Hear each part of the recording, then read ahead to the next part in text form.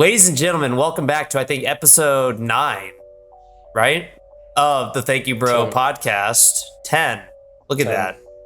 10 already. Double digits, baby. I'm your host, Will Glover, along with my co-host, Ryan Galloway, who wants more creative control of the account. And here's his explanation. Ryan, go ahead and explain why you want more creative control. Well, so you show up to work every day. You know, you do your job. And I feel like you deserve to be rewarded for that sort of thing, right? Yeah. Doing what's expected of you and getting free handouts. That's kind of my MO. So I was talking to Will, and I just feel like Will Glover and the podcast as it currently stands, I just feel like I've been creatively stifled. I feel shackled, and I've had enough. And I also want a raise. I'm not getting enough money. Well, I would give you a raise if I was getting enough money. As for you being So you're saying I'm shackled, deserving of a raise? Yeah, who knows? Maybe. In regards to you being shackled, I kind of like you shackled. So, That's gonna be cut out. There's no way around it. That is getting cut from the episode. Editor, keep that in. No. College football happened. It did. It did. Let's just get right into it. Michigan's the number 1 team in the nation. Thoughts? Like, we keep swapping between Georgia and Michigan, but Vanderbilt just scored 20 on Georgia, and Vanderbilt might be the worst football team I've ever seen in my life. So I changed my Go ahead. I changed my take from last week. Kentucky sucks. Georgia hasn't played anybody. Yeah. Michigan's the number 1 team in the nation, and also it's really difficult for me to keep Georgia at 1 when I am pretty certain they would lose to every team in the top 5. Oh, 100%. And they don't have Bowers. So now Yeah, he's really out bad. 4 to 6 weeks. Yeah, he's out. He can be out to the SEC championship game. Yeah, and we'll see what that effect that has. We're going to find out real quick who this team is. They have their ranked opponents coming up, but of course their ranked opponents aren't really that great either. So Nope. maybe they'll get through it. Maybe we have to put them in because they're undefeated and haven't played anybody. I guess we'll see what happens. Is it safe to say that the SEC is not the best football conference in college football like we all thought it was? At least this year. This year, no. I think that...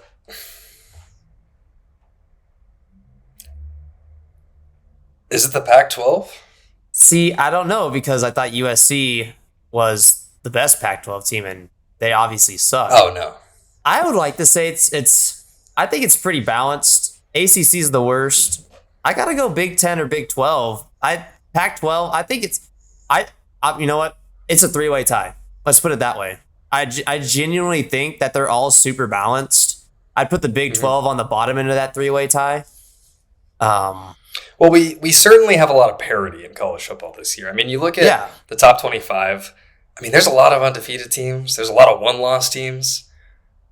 We have a lot of exciting matchups week in and week out. This is a great year for college football. It's kind of a weird year for college football, but I love it, and it's unpredictable. And I feel like the past 10 years has been very predictable, and so it's a really great change of pace. Oh, definitely. But I wish the standings reflected the parity because obviously Georgia's not the best team, and it's kind of frustrating. I know it's not a big deal because it's just standings, and we're gonna see the college football playoff poll comes out next week, right? I think. Mm-hmm. So 2 weeks. 2 weeks. All right. So I mean, the AP always does it wrong. It feels like, but I don't know. It's just a little thing for me. How the rankings or the polls don't reflect the true state of football. In my opinion, at least. But I don't know. No, that's fair to say. I mean, and I feel like until week 9, it doesn't matter. You know, the AP poll is fun. The coaches poll is completely irrelevant. And the AP poll is just kind of fun, something to keep us busy in the meantime, something for us to talk about. Yeah. And then give you a general idea of where teams are. But obviously nothing matters until the CFP rankings. And we'll see. That's going to be interesting. Week 1 of those rankings is going to be very interesting because I think it's going to be a lot different than the AP poll. I hope so. And I hope it has OU and Texas at 4 and 5, personally. Just to add more drama for the rest of the season for that that sought after fourth seed. But I mean, yeah, Texas should conceivably be 7-1 at that point.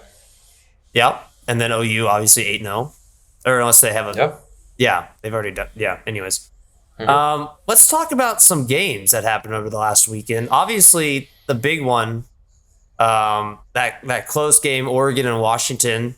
That was an exciting game to watch. But what are does Penix Jr. sit number one on the Heisman watch now after this game? Oh, big time. I think it was a close race between him and Caleb Williams. I mean, obviously the whole year. And combined with his performance, his big win over Oregon, and Caleb Williams disappearing, throwing 3 interceptions against Notre Dame in a terrible loss. Oh, where they were exposed as the team that they are, which is the team I thought they would be the whole time. I think Penix Jr. really separated himself, and I think has to be the favorite beyond a shadow of a doubt. Yeah, I think that's fair. USC is now ranked where they should be at 18. And they just kept. They're a top 25 team because they have the best player in the nation. Yeah.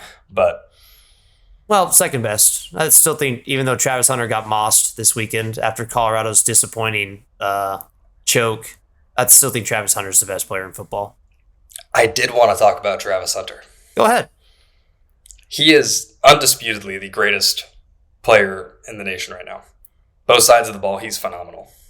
But I think that he needs to pick a side. I think he needs to pick wide receiver or corner. I think he should pick corner, personally. But you're watching, especially at this point in the season, in these longer games where he's playing on both sides, super physical, super competitive game, he is gassed by the end of the game. And he's getting just picked apart on defense because he has nothing left in the tank. And that's when he's giving up those plays. And you can't blame him for that. He's 110% effort on the field the entire game. And there's just nothing left. That's what I saw in that overtime. Yeah, and I mean, that was a hell of a catch, and honestly, he played that ball perfectly. Anyways, I mean, there's not much you could do there. He just got mossed. It happens. I don't even know the guy who mossed his name. Respect to you, whoever. I'm so sorry, I forgot your name. No disrespect, but hell of a play. Very very heartbreaking loss for Colorado. But I mean, and everyone's upset at Colorado now. Like, this is a team that won one game last year. I know the hype was insane, but obviously that's what Deion Sanders brings. But this team, people who actually watch football knew that this team wasn't gonna stay up there for long. Of course, I had them in my top 10, but I had to get clicks. So it was for the clicks. Did I hope they were gonna be the top 10? Absolutely. I love a great underdog story, but yeah. Deion, give Deion 2-3 years. Colorado will be, and they're going to be in the Big 12 next year. Who knows? That's exciting. Yeah. Yeah, I mean, I feel like with Deion, he's a phenomenal coach. I think there's phenomenal talent. We know that Shedeur Sanders is amazing. Travis Hunter, there's a lot of really good pieces on that team. This is year one. The fact that they have done what they've done is amazing. They should have won against Stanford.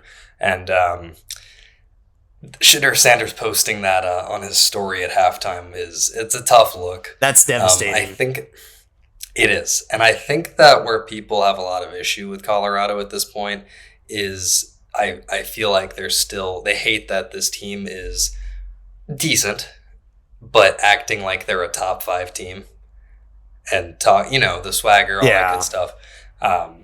But I think that that's going to help them in the long run. I think that's the attitude that you should have. You need to believe that you are that team and you are that player. And I think that's going to translate very well for them when Deion gets his guys in there and they start building up talent, building up a good team on both sides of the ball. Yeah, that team's going to be something with Deion in a few years. That's going to be a scary team. They're going to have they're going to have a big chip on their shoulder every week. Something to look out for. It's I'm excited. I'm excited. Colorado just needs 2 more wins to get to the bowl, so I want to see Deion in December. That would be pretty fun. But I mean, they obviously have their biggest win against TCU, and then their 2 blowouts against 2 formidable. Well, I'm sorry, it wasn't a blowout. It felt like a blowout. USC's loss because they were trailing the whole time. Obviously, Oregon, who might be a top, I still think they're top 10, even though with that loss. And then besides that, I mean, they play Oregon State's their biggest team. So there's just and Utah. There's a chance they went out, but they'll get 6 wins. I like what you were saying about them, though. Give them a few more years. Go Buffs. Moving on, I also wanted to talk about how Missouri is 6-1. Real quick, I just want to Brady Cook out of nowhere actually became one of the better quarterbacks in college football. Ryan, go ahead and give me your thoughts on what Brady Cook's really doing to help Mizzou get to that next level. Well, he's a competent quarterback for starters. He doesn't make a lot of mistakes. He makes plays.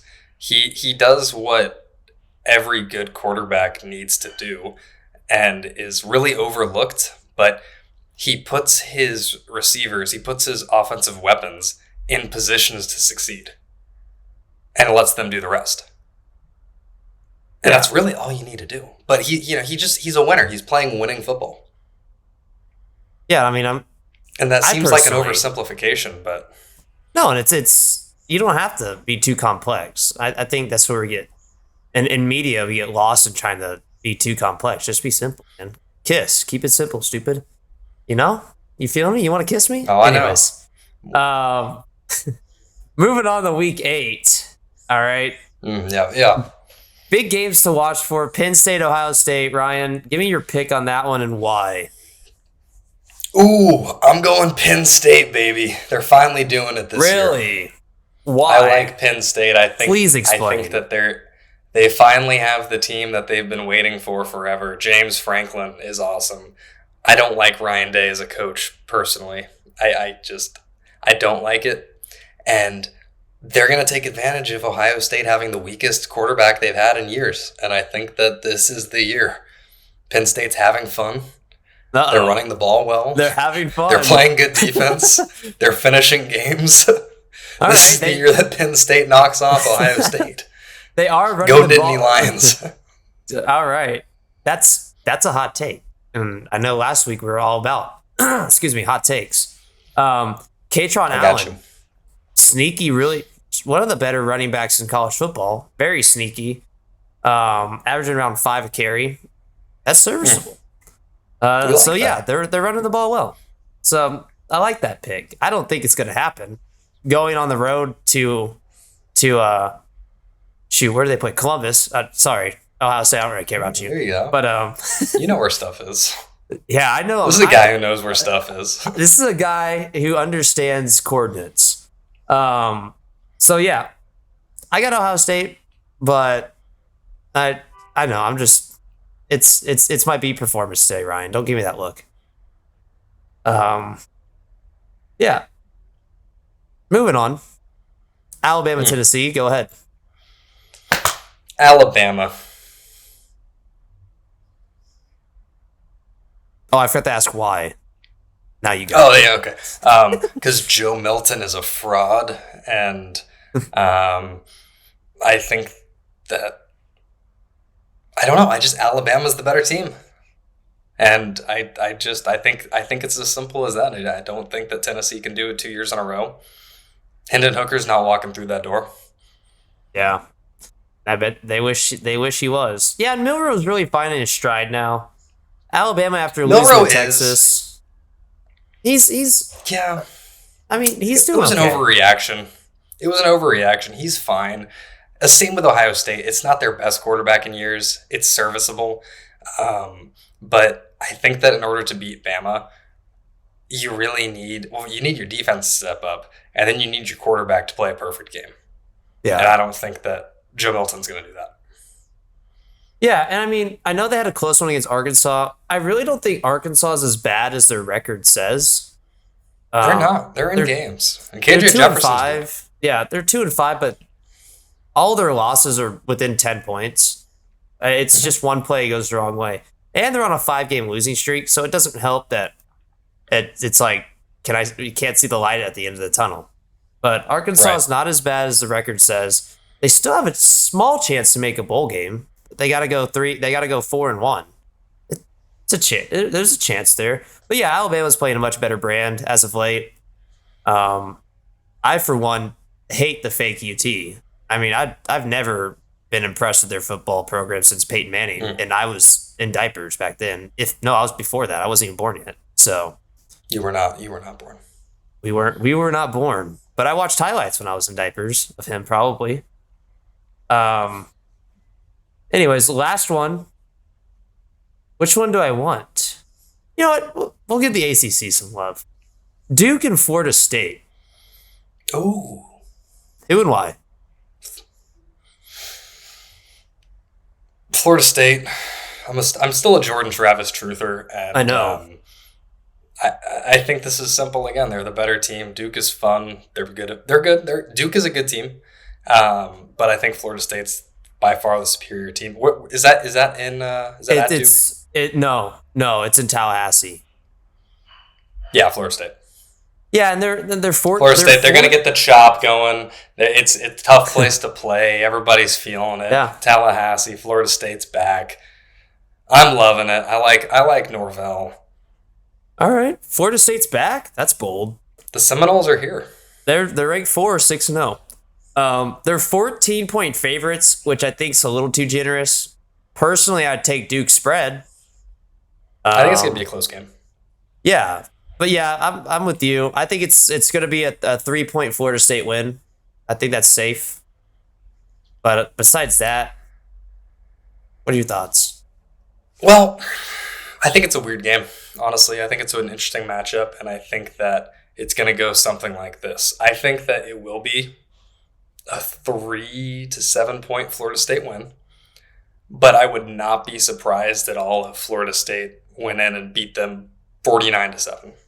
Really? You don't think? But there's no in between. You don't think it'd be the other way? I think it's going to be a wild blowout, or it's going to be a very, very close game. All right. I think it's gonna be a close game or a Duke win. So we're on opposite. We're on opposite. Okay. I got Florida State either way. All right, fair enough. Duke's a football school, and so we need to start respecting them and treating them as the football school they are.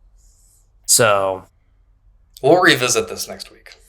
Yeah, and it's good to have opposite opinions on things, right, Ryan? You would know. Opposites attract, dude. Bro. Man. All right. Here we go. We're going to talk a little bit about NFL now as we've moved on from our beloved college football. So, Ryan, what did you, out of all games you saw this week, what did you like most? I liked my Lions pick from last week for the NFC Championship. That looks really good after this week. I love that pick. I really like that. 49ers, I think, are still good. That was a tough loss, but I think they'll be all right. I like Brian Hoyer. Man. Yikes. And Jets. Zach Wilson winning football games, that's something weird. And the Jaguars are really good at football. It's not weird, Zach Wilson. You just had to let him cook, and no one was letting him cook. All right. First off, I don't like the Zach. I'm slandering him. I like it in the turn of him off the field. On the field, I think he's a pretty decent player. Yeah, he's made some horrible decisions in the past. I think he's good. I think he's just had no confidence. The Patriots have a few extra wins. Well, yeah, because he can actually, because that offensive line gives Mac Jones about 2 seconds to make a decision before he gets sacked. So Zach Wilson can run around and do some flippy dippy stuff, and it'd be fun. Yeah. But yeah, I'm not going to talk about the Patriots. That's fine. They suck. They don't need to be talked about. Lions pick was well, good. One thing. Okay. Go ahead. Ezekiel Elliott is back. First touchdown of the season. We got him cooking. It was awesome. Did you see his 75-yard touchdown that got called back on a bullshit holding call? I did. And I was glad because I was facing him in one of my more important leagues that I'm in. So, good for me. It's depressing. Existence is pain. If I could teach anybody who's listening to this one thing, existence is pain. It doesn't get better. You just learn to deal with it a little bit easier. Have a great Wednesday morning, everybody. Thank you for words of wisdom. If you're a Lions fan, it does get better. I have the Lions number one on my power rankings because the 49ers without Christian McCaffrey are nothing. All right? Brock Purdy deserves to be called Mr. Irrelevant. Christian McCaffrey carries that offense, okay? Ooh. But Brock Purdy's the MVP favorite. Christian McCaffrey needs to be considered as the MVP. He's my MVP frontrunner. Without him, Brock Purdy does not have a check down. He does not have a running back that can get yards. The only reason why they scored after Christian McCaffrey left the game is because they were within 10 yards on that pick. That's it. Yeah. So you have 4 plays to get 10 yards. That's easy. All right. Yeah. Besides that, McCaffrey makes that offense. Yeah. Or the Cowboys, who had the worst red zone percentage in football, actually almost in football history, ironically enough. Mm-hmm. But yeah, Ryan, what were you going to say? Sorry. Well, there you have it. Christian McCaffrey is the PVP. The PVP. Pittle's valuable player.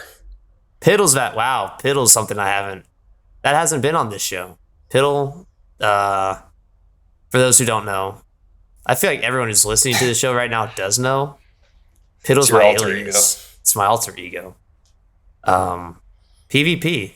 I like it. I think that's good. Moving on. I don't want the limelight on me. The thing I liked the most this week was watching Cooper Kupp and Kyren Williams just dominate a really bad team.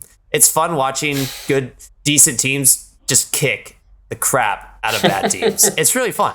It's very satisfying, especially after you have multiple losses where you lose by one score to a really good team. It's like, we needed this. And so I enjoyed watching Stafford, Kupp, and Kyren really just beat up on a really bad team who didn't need the beating, but got the beating anyways. So that's what I liked.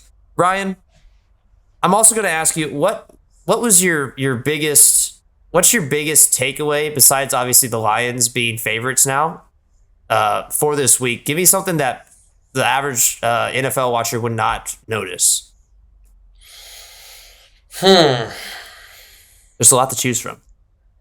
There is. The first thing that comes to mind is that Jonathan Taylor's completely washed. He's gone. And you know what? Here's we go. I think that the Cleveland Browns, especially if Deshaun Watson comes back and can play some better football, I think they're one of the best teams in the NFL. They look good. Defensively, they're still playing well, and they lost Chubb, and they don't have Watson right now. Yeah. And they're still winning and looking good. I think the Browns, everybody kind of acknowledges that they're at least a decent team. I think they're in the upper tier of the NFL this year. I mean, I'd be a fool to say I didn't agree with you. And as much as it pains me to say, yeah. Through 5 games, fewest points ever allowed, I think, in the modern era of football. I mean, that alone is impressive. Obviously, Myles Garrett's going to come away with potentially a defensive player of the year. I think he deserves it if he keeps I don't see why not. Yeah, I mean, he's leading one of the best defenses ever. I think it's his to lose. Yeah, the Browns just need their offense just really needs to step it up. They need to trade for a playmaker on the outside. I really don't even know who they could trade for. I mean, are the Vikings going to go full suicide mode and just sell everyone? I don't think so. Is Justin Jefferson going to be available? Probably not. Yeah. So I don't know. Not for a couple of years, but wow, Justin Jefferson, you talk about a guy following completely and exactly in Randy Moss's footsteps. Uh-oh. Go ahead, Ryan. Just finish off what you're going to say. He's going to be on the path in a few years. There it is. It's going to be awesome. He's gonna have a resurgence. We'll see what happens. I don't know who's going to be throwing him the football, but we'll see what happens. But I did have one more thought. Go ahead. Houston Texans fans rejoice. You finally did it. Yeah. You have your quarterback. CJ Stroud is You have a good head coach. DeMeco Ryans is a good head coach. Yeah, they just have a really bad roster, and they're still 3-3. So yeah, they're excited. And this is like the perfect thing. That's like that's why you rebuild, and that's why you go through those terrible, tumultuous times. That's the light at the end of the tunnel. And other teams, Patriots, follow the lead. Yep. Go get a new head coach that's going to change the game. Go find your quarterback, but when you find him, get him some protection, get him some weapons. Good things happen. Their O-line is pretty solid. Yeah, I'll give them that. Yep. Is it too risky to say they're a wild card sleeper this year? I mean, they're 3-3 right now. They could be. The best team they play in the next month is the Bengals, who have been struggling, but have found their stride. I'll give them that. Mm-hmm. They got Panthers, Bucks, Bengals, Cardinals. That could be 3-1 right there. They get the Broncos. They get the Jets. The Jets might have Aaron Rodgers back, so that might be a loss. Titans aren't good. They're not beating the Browns. Titans, Colts. I mean, they can scratch off 6 wins right there. I think 9-win team. Yeah, I think either way they win, because if they don't make the playoffs, they still get a decent pick. They can keep adding to that awesome young roster. Yeah. I think next year, and maybe this is a hot take, next year I think you can put them in as at least a wild card team. And I think Stroud is going to be a top 10 quarterback in the league. Next year. I like it. It's not crazy. It's really not. It's a little bit out there, but it'll be seen as hot to a lot of people. But not to me. I like the pick. I don't think. Well, I do now. Thank you, bro. Because Cooper Kupp. You're welcome. Because Cooper Kupp is back. I was gonna say Puka's the offensive rookie of the year, but his shares have dropped dramatically. So it's CJ Stroud's award now. So congrats on your O-Roadie. But yeah, potentially this year, next year, Houston Texans fans, you will have a playoff game. Actually, you won't have one in Houston, but you will see one. You'll get to watch one. Yeah, you can watch it on TV. You'll love it. Yeah. It'll be awesome. Yeah, and if you're wealthy enough, you could go to it. I don't recommend going to a Texans playoff game, but not yet. You never know. But there will be a postseason game in Houston this year because the Texans Bowl every year. So congrats, Houston, you've done it. So yeah, I like that's good. We're already 28 minutes in. Ryan, I had a surprise segment for Ryan. I did not tell him what it was. And honestly, it sounded really good in my head. So we're gonna see how it is. Ryan, I want you. We could call it Ryan's rants. Ryan, go ahead and just dish out what's on your mind today. It doesn't even have to be in sports. Whatever you're thinking, what's bothering you, what's making you happy, what's making you upset. Ryan's rants, new segment. Here we go. Is this like in Family Guy when Peter's on the news and he has what grinds my gears segment? Yes. Okay. Yes. All right. Let's see. I have 2. One is sports related, and one is not. All right, go ahead. I'll start with the sports one. Okay, first. This is out to you, Bill Belichick. I said I wasn't going to talk about it today, but you're giving me a hot mic, so we're going to do it. You don't put your quarterback, or your team for that matter, in positions to win or succeed. You don't. Mac Jones, you have given him no support, no encouragement, no weapons, no reason for him to succeed or even want to play for you. And then you get pissed when he doesn't perform well, pull him out of a game when this is clearly a rebuilding year, or should be. You're too prideful to rebuild and get this team the talent that it desperately needs. And then after the game, you're being a little bitch, talking to the media with your short answers. Yeah, we're on to Cincinnati. Okay, yeah, whatever, buddy. And then you're throwing tablets and breaking stuff and knocking over microphones. You're throwing a temper tantrum when this team is losing solely because of you. Demario Douglas is the best rookie that you have, and he is the most exciting talent that you've had in years.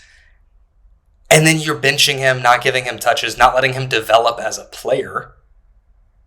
It's ridiculous. It's so frustrating. You gave Juju Smith-Schuster almost to the dime the amount of money that the Raiders gave Jacoby Myers, and then said, "Oh well, yeah, we it's free agency. Players leaving free agency. We thought we were close, but no. Okay, whatever." And just ridiculous. It's absolutely ridiculous. And that's all I have to say about it. Second rant. When you're on an electric scooter or a bicycle, why do you think that traffic laws don't apply to you? Why do you think you're suddenly above pedestrians? You know that's your swear button right here. Do you not understand that if you hit a pedestrian on an electric scooter or a bike, if they get hurt, you're still as f***ed as you would be if you were driving a car? I was walking today through a crosswalk, halfway across, and there's a guy on a scooter in the bike lane. And I see him out of the corner of my eye, not slowing down. He is booking it. But I decide I'm willing to die on this hill. And so I'm walking, and he's about to hit me. He might kill me. He's going fast on a scooter. I might go to the hospital. But I decide, I'm going to make my stand right here. And he slams on his brakes and gets out of the way. And he's like, "Yo, what the hell, man?" Swear button. You're It's just the way it is. Oh, that guy. So, yeah, I feel unsafe as a pedestrian. Don't you love Austin, Texas, man? It's truly. No. It's I'm living here for 2 more months, and then I'm finally gone. He's free. He is free. Yeah. Anyway, thank you. I like this segment. Yeah, and I think we could do this every week, honestly. Just, I know sometimes you just don't have a platform to share it, and so I feel like sharing's caring. This is good therapy for me. Yeah. And Brian, I think you should get out of the way of the bike next time. I don't think you should risk your well-being and your personal health. I have the right of way. I know you do. But sometimes you just gotta let evils win. That's. May I ask, was this on MLK? No, it was on I think it was, what was it, 25th in Rio? Oh, okay. Anyways. No. Austonians know what that is. Well, yeah. Well, sorry that happened, man. Thanks, man. You're welcome. So, yeah. I enjoyed that. Editor, me. Side note, Morris? Let's utilize the cuss button.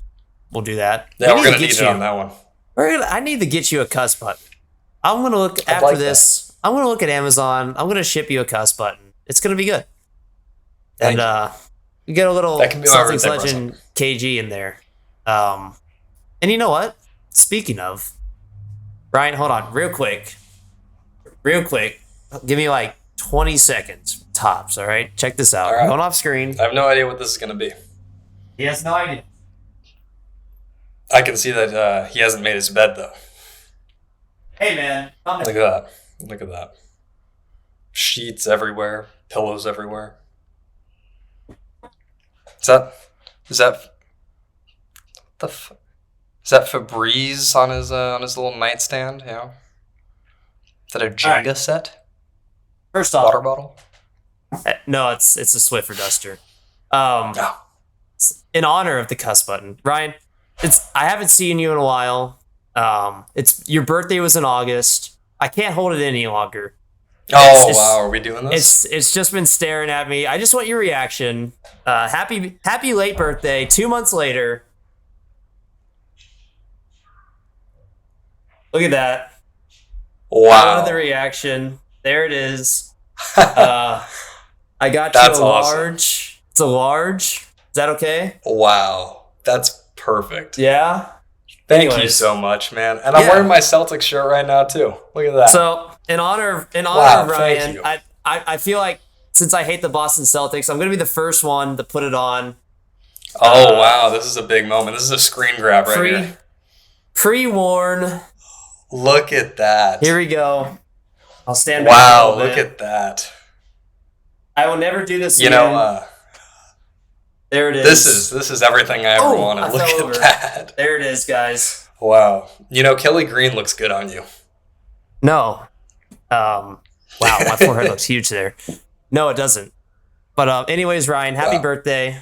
When I see you again, this will be yours. We'll have a follow-up Best episode post of this. There you go. Look at that. Episode 10. Look at that. There you go. So, wow. Thank you, man. So with that being said, Ryan, get us out of here. Ladies and gentlemen, on behalf of two Celtics fans, just looking good in our merch, just looking dripped out, steezed up. Thank you so much for tuning into this week's episode of Thank You Bro Podcast. A little TYB action for you on a Wednesday morning. Hope you all have a wonderful Wednesday or whenever you're listening to this. And if you made it this far, please interact, like, comment, subscribe, share with your friends. Helps us out and makes us inspired to do well. Because we could come and mail this in, and we don't. We try. We put in effort. So be grateful. Yeah. Say thank you. I don't have to do this. Anyway, thank you so much, ladies and gentlemen. Just a little vaguely threatening. Anyway, thank you all very much. We will see you back next week. Have a great Wednesday, October 18th. October 18th.